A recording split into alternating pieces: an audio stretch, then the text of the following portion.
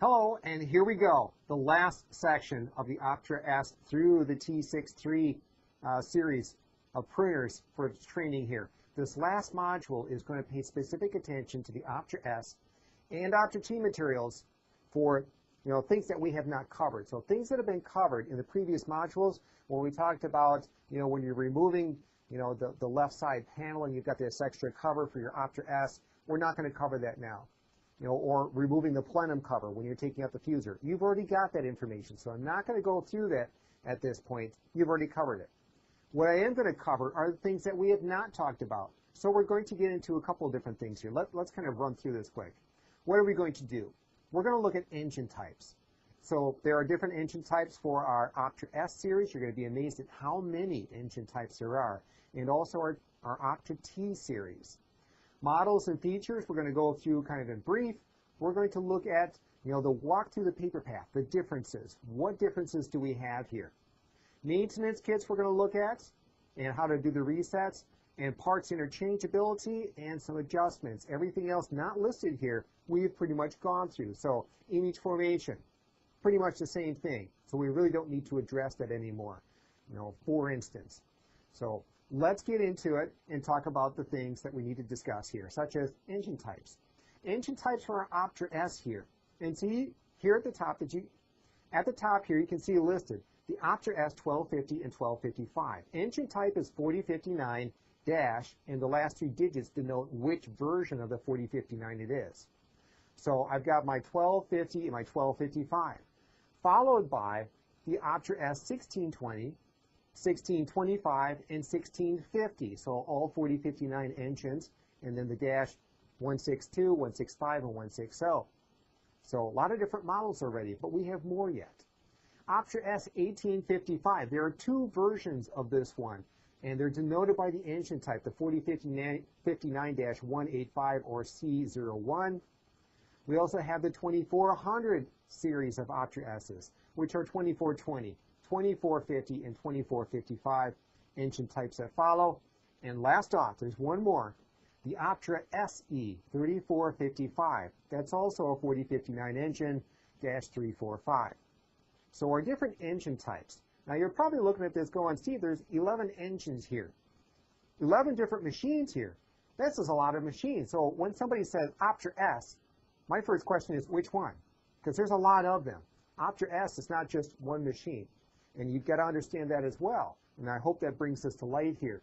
When you're out there and a customer call says, I've got an Optra S. Well, which model Optra S do you have? It should say in the front panel. Is it a 2450? Is it a 1625? Is it an 1855? I need to know because parts will make a difference. If you're asking for a maintenance kit, I need to know because there are different maintenance kits for many of these. Also note too, so I look through our different models here. Optra S 1250, further down we have a 1620, then a 1650. Further down yet we have a 2420, 2450. So I've got all these that end in 50. Do you notice that?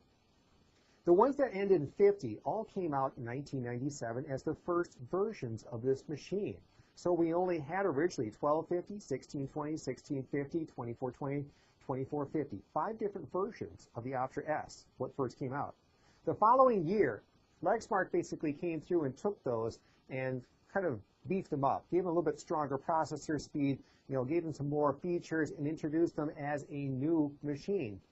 For the most part, all ended in 55 or 25. So we have our 1255, an upgrade from the 1250. 1625, upgrade from the 1620. 1855, the two different versions of that.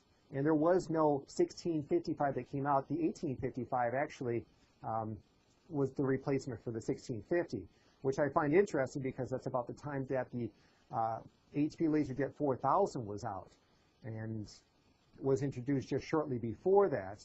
And that was rated at 17 pages per minute. The Optra S 1855 just happened to be rated at 18 pages per minute. I think there's no coincidence there. That was intended there. Notice after the 2420, 2450, we had then the 2455 on the second year and the 3455 Optra SE, which was the new introduction. We didn't have a 3450 before that. So 55s, 25s were the second rev version the following year. So this wasn't all just one introduction. This was 2 years worth of introductions, what you're looking at in the engine types. Engine types for our Optra T version. We have the T610 4069 engine. So we have the 4059, now the 4069.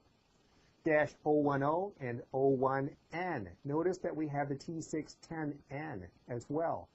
And I think you're going to see a trend here with the 010, 01N. As we look at the T612 and the T612N, you can see 4069-212 and 21N. Okay, you're getting the feel for this one. Can you guess what the next one's going to be? Optra T 614 and 614N 4069 414N or 414 and 414N. And this one, of course, is you're going to be able to tell me it's a 4069 dash. Okay, you got to figure it out. Let's see if you're right. 616 for the 40, or excuse me, for my T16, and for my T16, T616, 616, and version, I've got the 61N. Okay, so hopefully you got the nomenclature figured out for that. This is all 1 year introduction. So I had my 610 and the network version. That's what N stands for, my N versions that as they came out there. So 1 year's worth of introductions, what you're looking at, and the engine types for this. And again, why are engine types important? They're important when you're looking up the part numbers so that you know what engine. It's not going to say fuser assembly T616 here. It's going to say fuser assembly dash 616 and dash 61N. And you're going to go, what is that? So this is going to help you in that. Okay, let's get into some of the different features. And I've got this broken out. Hopefully it's not too small to read here, but it's going to give you a good general overview. And there's going to be some interesting things we're going to pull out of this. I've got it broken down into different columns. Notice my 1250, 1255 in one column, 1650, 1655 in another, 1855, 2420, 2450, 2455 in another column, 3455 in the last column there by itself. Notice that beginning of the numbers here always seems to be the speed in pages per minute. The 1250, 1255 just happen to be 12 pages per minute. 1650, 1655 just happen to be 16 pages per minute. And the 1855 happens to run at 18 pages per minute and so on. Pretty nice. I like that. In fact, that was a lot of people liked that when they first saw that. I know the pages per minute just by knowing the model number. And it helped people to remember the model number too. Problem was, when they sold this printer in other parts of the world that were running, for instance, A4 size paper instead of letter, instead of your letter being 8.5 by 11, A4 size paper is closely or roughly 11.5 by 8. It's narrower, but it's longer, which means that instead of having paper print out at 12 pages per minute, my 1250, 1255 only prints through at 11 pages per minute. My 1855 only prints through at 17 pages per minute. So for much of the rest of the world, it didn't make sense to them, and it didn't help them. So future models, they went away from that nomenclature. But here in the States, we loved it. We thought it was great. Processors, as it starts breaking that out for different processor speeds, I'll let you kind of read through that. Standard memory, remember the days when 4 meg of memory was a lot of memory? That was the base memory. And now the max memory that you see listed there, a lot of times that's the starting memory on the new models today. So this goes back a little ways here. MPT tray. So your manual multi-purpose tray, MPT tray, 100 sheets through our 1855. And then once we get into the 2400 version and 3455 version, there is no MPT tray. It's gone. And they basically said that, well, this is a production machine. People aren't going to be using this to print manual feed jobs or labels or other things such as that. When we get into the Optra T, which is the next one coming up, we're going to see everything's got the MPT tray back, because I think they found that although it makes sense that those are production machines and people won't put them on their desktops, people still put them on their desktops. And if you've had some experience out in the field there, you've probably seen some people sitting there working at their desktop with a super serious production type of machine there, just putting a label through every once in a while. Strange as it is. Tray 1, standard, okay, 250 sheets. That's our cassette tray. So all these have got a 250 sheet tray input standard. Tray 2, 3, 4, 5, it could be 250 and as large as 500 sheet feeder going in. And our paper size going in is a little bit smaller than 3 by 5 cards and maximum size of 9 by 14 inch or legal size paper, actually a little bit bigger than legal size paper. Optra T features. Let's look at those in the different models. We have our T610, which includes the N version, T612, 14, and 16. Notice the pages per minute do not match our model numbers at this point. So here's the transition. They said we can't do that anymore. So T610 at 15 pages per minute, 12 at 20 pages per minute, T614 at 25, and my 616 at 35 pages per minute. Processor speeds and how they bumped up already over those couple of years. Standard memory, how that's grown already, and max memory has grown quite a bit.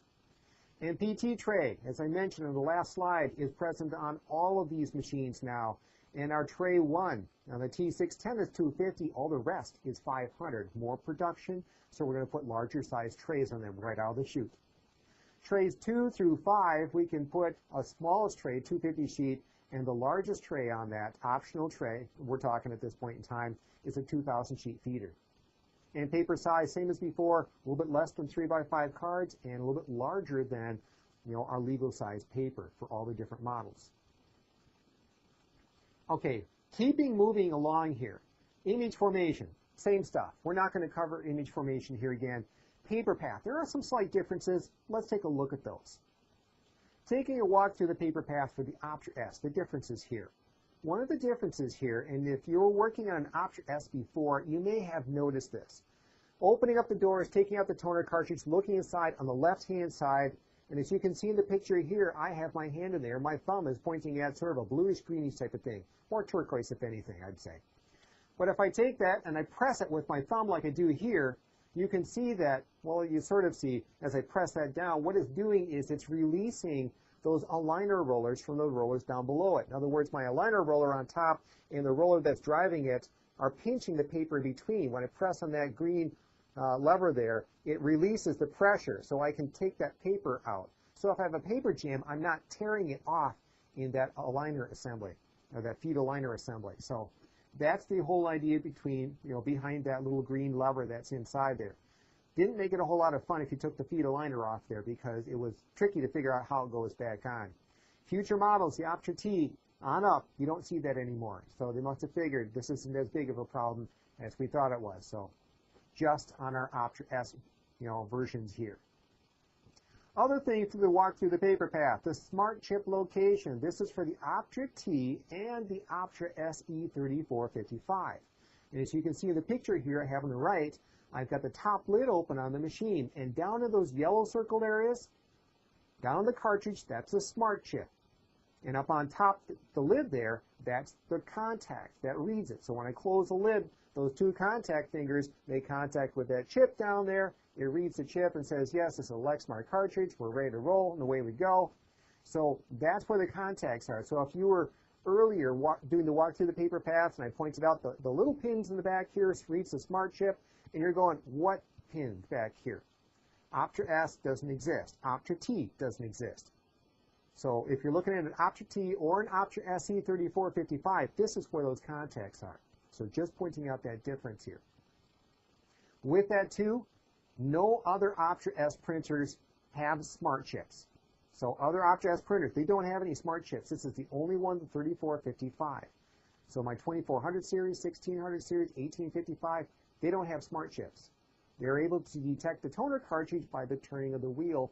As you pull out the cartridge, the little wheel on the right, and it goes to the photo sensor. That's how it knows that it has a cartridge. These other ones, it has a smart chip. Those older versions do not. Maintenance kits. We have a number of different maintenance kits, and some of them interchange between the models, such as the top one. All of my 1600 series and the 1855 are the same maintenance kit, the 99A0967. My 2400 series, from my 2420 to the 2455, all one maintenance kit. And also my Optra SE3455, has just one maintenance kit too. And again, we start combining again with the T610 and 12, which the 99A1971 and the T614 and 16 are the same maintenance kit, the 99A1978. So we've got our 5 different maintenance kits here amongst all those different models. Interesting to note here, where's the Optra S12 series? The 1200 series isn't listed here. There was no maintenance kit made for it, and there still is no maintenance kit made by Lexmark yet today. What comes in the maintenance kit? Each maintenance kit comes with, and you should rattle this off along with me, one fuser, one charge roll, and also one transfer roll. What else? Well, if I have an Optra S version, I have 6 pick rolls that come along with it as well. So I've got those 4 different parts in general that go in the maintenance kits. Optra T, I don't have the pick rolls, just in the Optra S. So they only produce the pick rolls for the Optra S. Well, what happens if the pick rolls wear out in an Optra T? Then I order pick rolls for what's wore out and replace them individually. I also find it interesting too here, as I mentioned, we've got duplicate kits like the T614 and T616 are the same maintenance kit. What does that tell you about the fusing assemblies in those maintenance kits? Exact same fuser. So the exact same fuser in both those machines, and we can see that through those different models listed up above that as well. So interesting things you can pull out when you lay stuff side by side. Resetting the 80 maintenance schedule, or 80 schedule maintenance message and counter. Very much the same as before, Optra S. Reset via the diagnostics menu. So go into the diagnostics mode, find that area within there, and do the reset. That's what was described before. Optra T. Reset via the configuration menu mode. So put it into the configuration menu, and you can find the reset inside there for the Optra T version. Down below here, I have a picture of a maintenance kit. And I'd like you to tell me which maintenance kit this is. Now, I'm not asking you to tell me if it's a 16 or a 24 or a T610 or T616. What I want you to tell me is this an Optra S maintenance kit or Optra T maintenance kit? One of those two. I'll give you a second. Now, if you're looking at this and you've got to figure it out, which kind is this? This is an Optra S maintenance kit. How do you know that? Just by looking at these parts here, only the Optra S has got the 6 pick rolls that you see listed just below Optra S there. My Optra T version would not have that. So this is an Optra S maintenance kit. Which version? I don't know, but it's an Optra S version. All right, just checking your knowledge there. Parts compatibility, Optra S. Let's talk about that. A lot of parts do interchange amongst all the different models, such as the operator panel. High voltage power supply, the exception of the 3455. The pick arm assembly, yes, standard 250 sheet. Pick roll, MPT roll, MPT set pad, transfer roll, charge roll. A lot of the common parts here, interchangeability, no problem. Other parts interchangeability, getting more specific, you may want to refer back to the service manual on that. Parts that do not interchange between the different models for your Optra S. Your controller or RIP board, the main logic board, does not. It's specific to its model. Engine board does not. Low voltage power supply does not, and the print head does not. They are more specific to the different models, which makes sense because if we're running at different pages per minute, we need different logic, we need to work at different speeds. Those things would naturally be different. For the Optra T compatibility, things that are not control board, engine board, low voltage power supply, print head. Boy, this sure sounds familiar. There's a theme going here. Things that do, operator panel, yes. High voltage power supply, yes, except the B version. There is a B version on the Optra T's here. And you can look that up by looking at that sticker that's inside the top cover. When you open up the toner cartridge, look inside for the configuration ID. If there's a B on that sticker, that tells you that the high voltage power supply in that one is different. And that's the one exception amongst all these different machines that we've been through. On no other machines do we see this little sticker that has a B on it or another type of letter on it or number on it that's going to denote that the high voltage power supply is unique in that machine. But for some reason, on our Optra T here, there's some stickers that say B. So if you're replacing a high voltage power supply on an Optra T, you got to check that sticker with the configuration level, see if there's a B on it or not. 250 sheet auto compensator for the 250 sheet versions, yes, and our 500 sheet auto compensator for the 500 sheet versions, absolutely. Parts interchangeable. Okay, keeping things moving. Menus, pretty much the same. You know, you probably have a few less things, but that was the theme that we had when we approached that. Looking at the T634 menus, all other models will probably have a few lesser things, and it'll be shifted around a little bit, different locations. Drivers, pretty much the same. Troubleshooting, the same. Tear down, variations were already listed. Break fix information, we covered it with the rest of it. So that's pretty much all done. There is an adjustment that we need to cover. So the last thing that we need to look at is an adjustment. And this one is rather important. I don't know if I would necessarily call it exactly an adjustment, but something that you need to know when you're dealing with the Optra S fusers. Optra S differences, adjustments, fuser board. Now, if you dealt with an Optra S fusing assembly before, you probably dealt with this. There is a fuser board that's a level 1 and a level 2, and the two part numbers are listed here. And as you can see here, I've got a picture of each. This creates confusion, but this is something that you must know when you're dealing with the fusing assemblies, when you're replacing fusing assemblies in the Optra S series of printers. This is very important. The level 1 board needs to stay with that machine, and a level 2 board needs to stay with that machine. What does that mean? When I'm replacing a fusing assembly, I want to look at the old fuser coming out to see if it has a level 1 board or a level 2 board.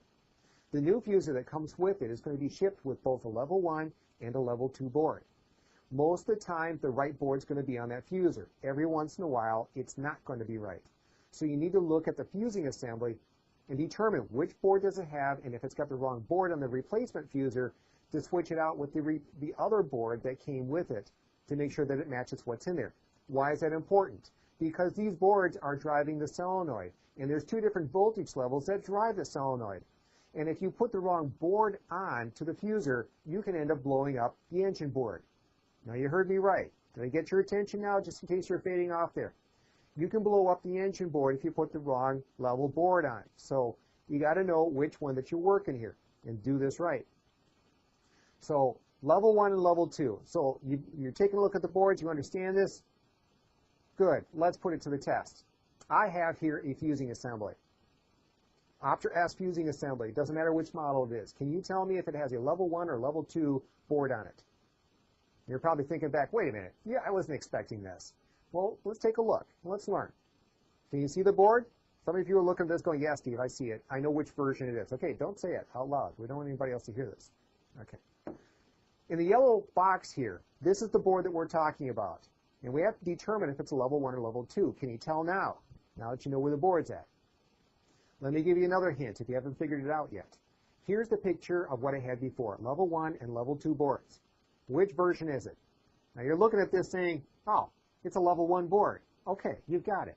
So whenever you're replacing a fuser, on an Optra S version of machine, you need to check here to see if it's a level 1 or a level 2 board. Make the changes if you need to, in order to make sure that you've got the current version so that you don't blow up the engine board, which is not a good thing. So it's one of those strange things. It's from the early years. The first model, that they came out with is kind of like the new car model. There's a couple bugs to get out of it, and they fixed it. And going forward, after T, and so on, you don't have to worry about that. But in that one, you need to know level 1 or level 2. So with that, we have gotten through the final part here, and we've gone through 13 different sections for the Lexmark T52XT62XT63X, also the Optra S and the Optra T versions of machines. So we've gone through the entire training at this point in time. This has been a lot of information within, well, I suppose I could say a lot of time. If you need to go back and review, by all means, please do. Your test is coming up. No more quizzes. This is test time. So did you understand the information? Hopefully you took some good notes on this, because there is a lot of information, and this will be valuable as you are working on the Lexmark type of machines here. Last thing I would ask you to do is, as you've gone through this training, and after you take your test, we're going to send you an email and say, okay, what did you think of the training? Please take the survey. I would appreciate your feedback. Let me know how can I improve the training, what can I do better, so that we can make this better training yet in future models. So thank you very much, and I look forward to seeing you in future training.